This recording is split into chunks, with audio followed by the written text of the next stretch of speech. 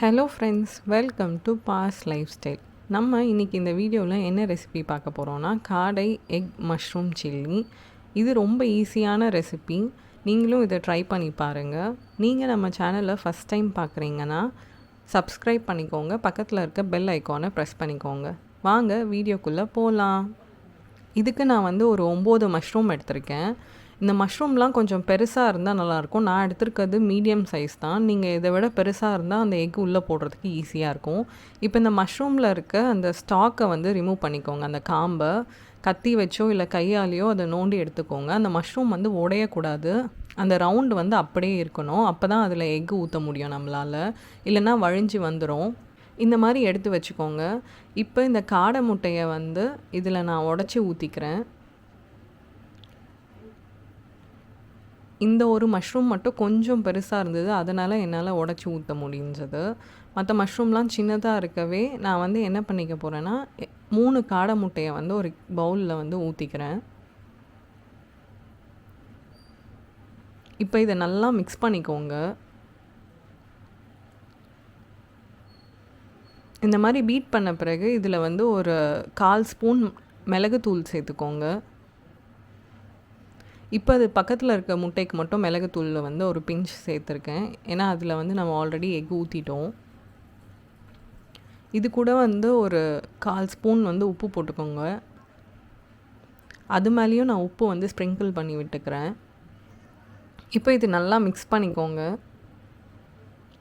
அப்போ தான் அந்த உப்பும் அந்த மிளகுத்தூளும் நல்லா பைண்ட் ஆகும். இப்போ இந்த மிக்ஸ் பண்ணதை எடுத்து அந்த மஷ்ரூம்குள்ளே நீங்கள் ஊற்றிக்கோங்க. இது நல்லா மஷ்ரூம் ஃபில் ஆகிற வரை ஊற்றிக்கோங்க.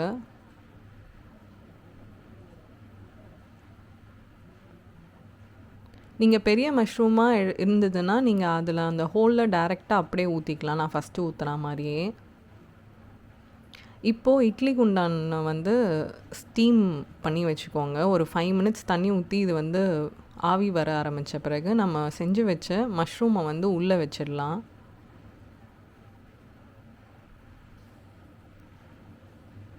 இந்த மாதிரி வச்சுட்டு இந்த லிட்டு போட்டு க்ளோஸ் பண்ணிவிடுங்க.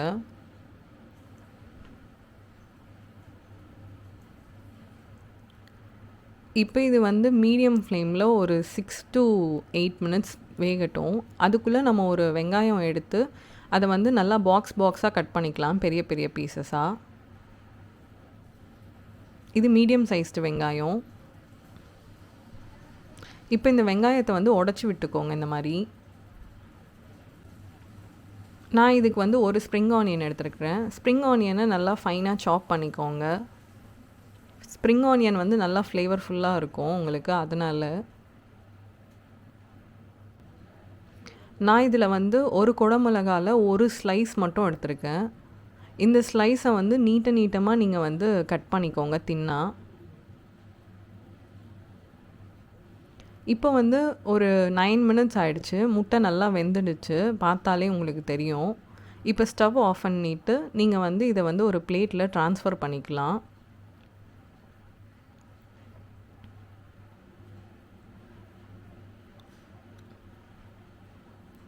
இந்த மாதிரி எடுத்து வச்சுக்கோங்க பிளேட்டில். பார்க்க உங்களுக்கு இப்படி தான் இருக்கும் வெந்தப்புறம். இப்போ ஒரு கடாயில் 1 ஸ்பூன் எண்ணெய் விட்டுக்கிறேன். இந்த எண்ணெய் காயணும்.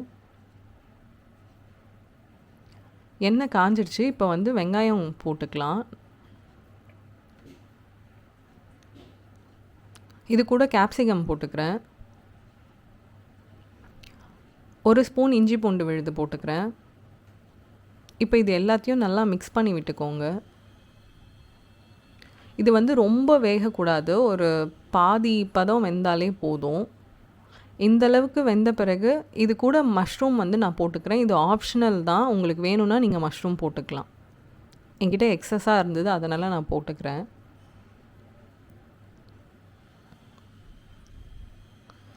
இது கூட ஒரு 1/4 ஸ்பூன் சோயா சாஸ் ஊற்றிக்கிறேன். இது கூட 1/2 ஸ்பூன் ரெட் சில்லி சாஸ் ஊற்றிருக்கேன். 1 ஸ்பூன் டொமேட்டோ கெச்சப் ஊற்றிக்கோங்க. உங்களுக்கு வேணும்னா நீங்கள் எக்ஸ்ட்ரா காரம் கூட போட்டுக்கலாம். இப்போ வந்து ஒரு 1/2 ஸ்பூன் உப்பு போட்டிருக்கேன். 1/4 ஸ்பூன் சர்க்கரை போட்டிருக்கேன். இப்போ இது எல்லாத்தையும் நல்லா மிக்ஸ் பண்ணிக்கோங்க. இப்போ இது ஒரு 3 மினிட்ஸ் ஆயிடுச்சு. நான் வந்து அது கூட வந்து ஒரு 1/4 ஸ்பூன் சில்லி பவுடர் போட்டிருக்கேன். உங்களுக்கு வேணும்னா நீங்கள் எக்ஸ்ட்ரா காரம் போட்டுக்கலாம். 1/4 ஸ்பூனை விட கம்மியாக கரம் மசாலா சேர்த்துக்கோங்க. இப்போ இது எல்லாத்தையும் நல்லா மிக்ஸ் பண்ணி விட்டுக்கோங்க. இப்போ இது ஒரு 7 மினிட்ஸ் ஆயிடுச்சு. நல்லா வெந்துடுச்சு. இப்போ நம்ம ஆல்ரெடி செஞ்சு வச்ச காடை முட்டை மஷ்ரூமை வந்து இது உள்ளே சேர்த்துக்கலாம். சேர்த்துட்டு நல்லா மிக்ஸ் பண்ணி விட்டுக்கோங்க. இந்த போட்ட மசாலாலாம் வந்து இந்த முட்டைக்குள்ளே வந்து சேரணும். அதுக்காக இதை வந்து நம்ம கொஞ்ச நேரம் விட போகிறோம். இதில் நான் வந்து ஒரு 1/4 டம்ளர் தண்ணி ஊற்றிக்கிறேன். அப்போ தான் வந்து இந்த மசாலா வந்து அந்த காடை முட்டைக்குள்ளே வந்து போய் சேரும். இதை வந்து நல்லா மிக்ஸ் பண்ணி விட்டுட்டு சிம்லே வச்சு கொதிக்க விட்டுருங்க.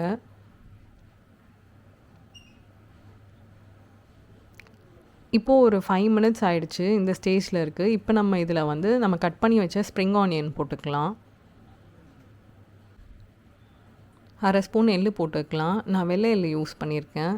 இப்போ நீங்கள் 1 நிமிஷம் கழித்து இந்த ஸ்டவ்வை வந்து ஆஃப் பண்ணிவிட்டு சர்வ் பண்ணிக்கலாம். காடை முட்டை மஷ்ரூம் சில்லி ரெடி ஆயிடுச்சு. இந்த ரெசிபி உங்களுக்கு பிடிச்சிருந்ததுன்னா லைக் பண்ணுங்கள், ஷேர் பண்ணுங்கள், சப்ஸ்கிரைப் பண்ணுங்கள். தேங்க்யூ. பாய்.